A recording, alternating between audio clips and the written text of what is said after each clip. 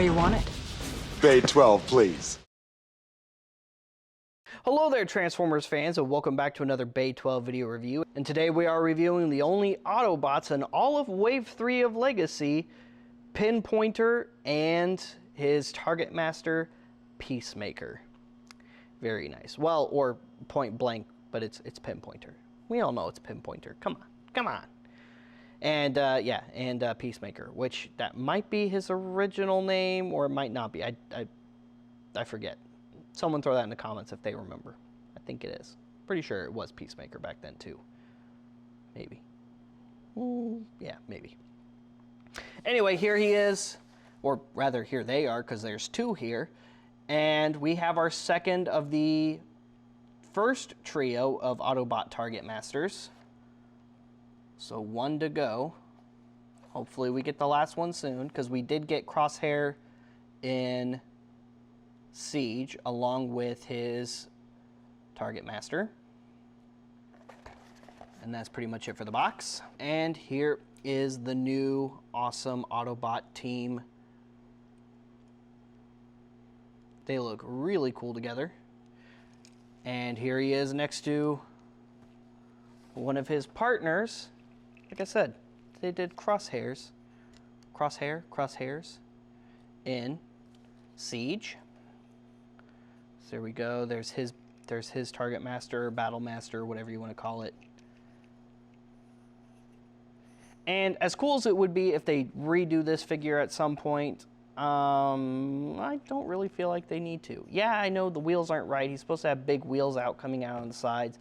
I've seen some cool upgrades on that. Seen some very creative fans make some cool upgrades for it. But other than that, I mean, yeah, no, I feel like they did a good job with this one. I'd much rather get the next Target Master, I think it's Surshot, before we get a redo of this guy, if we're getting a redo of this guy. You know what I mean? Let's get another character first before we redo one of the other figures in the trio, because we've got two now. We just need one more. We got the Decepticon Target Masters way quick.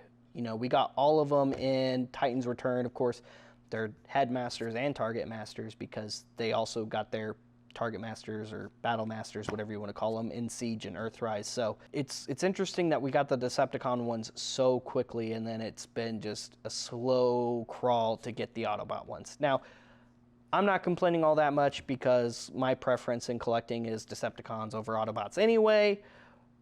But for everybody else who prefers Autobots over Decepticons, it's not really fair to those fans, you know? So, in keeping with that, we got to get the last guy soon. And before we get an updated version of this guy, if there's another updated version of this guy coming, which again, I don't feel is all that necessary. I feel like he's fine right here. Yeah, his wheels don't hang out to the side, but other than that, I think he's good enough. I think he's good enough. What do you think? Let us know in the comments. You might feel very differently about that. So here is a more close-up look at Pinpointer here. His robot mode looks very good. He is very articulated. Head is on a ball joint. Fully articulated shoulders, in and out. Elbow joints. Nothing at the wrist. Waist, hips, upper thigh, single jointed knees, side ankle joints. The foot can collapse, but that's mostly due to transformation. And that's pretty much it for articulation. As far as his little Target Master goes, here he is in his blaster mode. Now, this figure is much simpler than the Battle Masters of Siege and Earthrise, which is kind of disappointing, because there's no reason they couldn't have just repainted one of the many times repainted Battle Master molds from Siege and Earthrise to pack in with him. I know I've seen a good amount of fans using Trenchfoot. As you can see, just like the G1 toy, you just fold his legs out, fold the barrel in, and that's it. He has no arm articulation, no head articulation, and aside from his transformation articulation, that's it. That's all he's got. Kind of a shame. Kind of a shame here, because I feel like we're past this kind of articulation at this point. The proof is in the pudding when it comes to the Battle Masters previously mentioned. So it's weird that Hasbro cut corners like they did with this figure rather than just do a simple repaint of a figure they've already produced so many times over and just repaint it. Yes, I know there would have been comments about that. I probably would have said something about that too had that been the case, but that's preferential to this alternative here. I feel they shouldn't have cheaped out as much on his articulation as they did. Granted, I know many of us are probably just going to have him in gun mode anyway, but semantics, it doesn't matter. He should, as an individual figure, especially since they made the point in their live stream when they announced him that they cut back on some of the other budgeting stuff to pack him in, they should have done it a little bit better. So that's my take on that. There you go. There's his target master. You might as well just leave him in gun mode because he doesn't really display all that well in robot mode, I don't think. Well, he displays fine, but you have just the one standing pose. That's it. That's all you get. Transformation on Pinpointer here is not too difficult. We're going to start by pulling on this back section here a little bit and opening up that panel right there. We're going to fold in the head. Next, we're going to rotate these shoulders so these arms are facing out like so. Bring this section back up. Bring the front of the windshield up. Next up, we can just fold in these sections, the front of the car. Come over here to the arms. We're going to rotate on that joint right there, and then rotate again. And as we do that, we're going to bring the arm up. Actually, bring the shoulders back out to the side. It'll be much easier. There we go. So don't fold the shoulders in yet until you fold the arms up, like so. And then we can fold in the arm sections together. That makes the front of the car. There's the front of the car pretty much all done.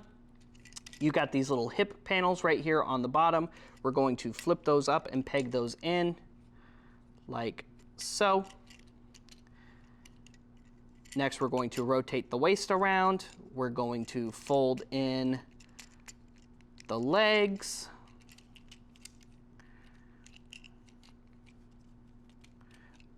You can fold up this section on a hinge to give you a little bit more clearance. There you go, just get that all lined up. Fold the feet down. They don't fold in all the way, just kind of like at that halfway mark just to fill in that gap in the car. Fold the canopy down, and there you go. There he is in his little awesome looking race car, futuristic car mode, whatever you want to call it. Looks like a futuristic kind of race car to me.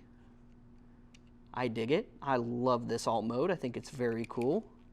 I'm curious to see what kind of figure they could repaint this into. I think with some mold alterations, they could get this figure repainted into Sir Shot maybe.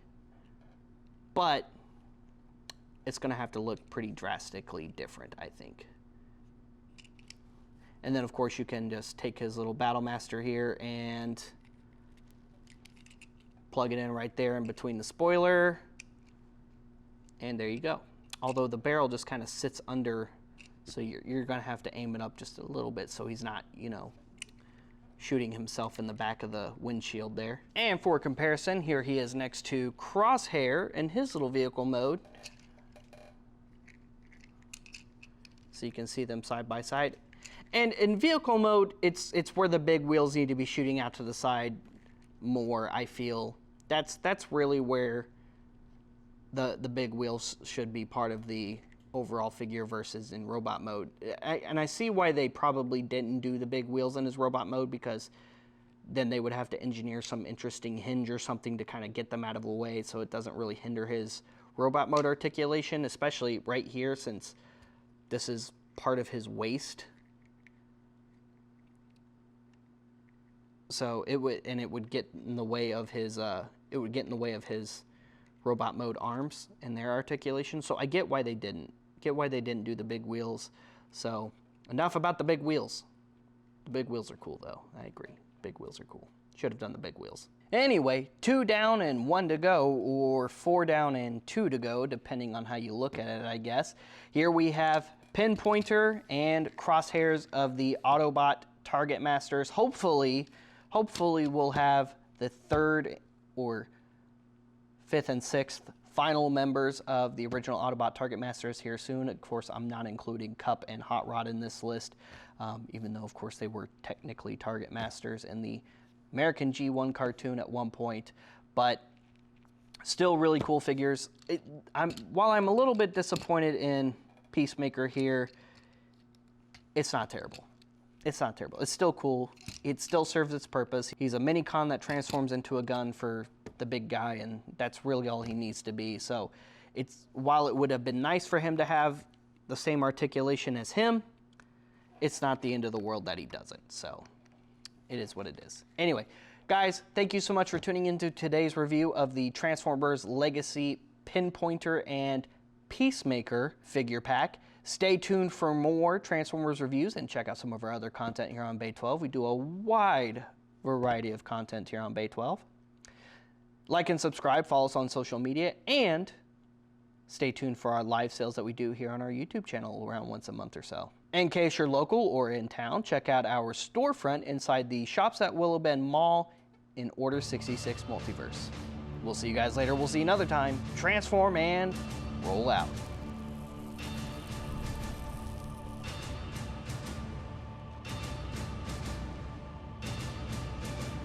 That's it, man. Game over, man. It's game over.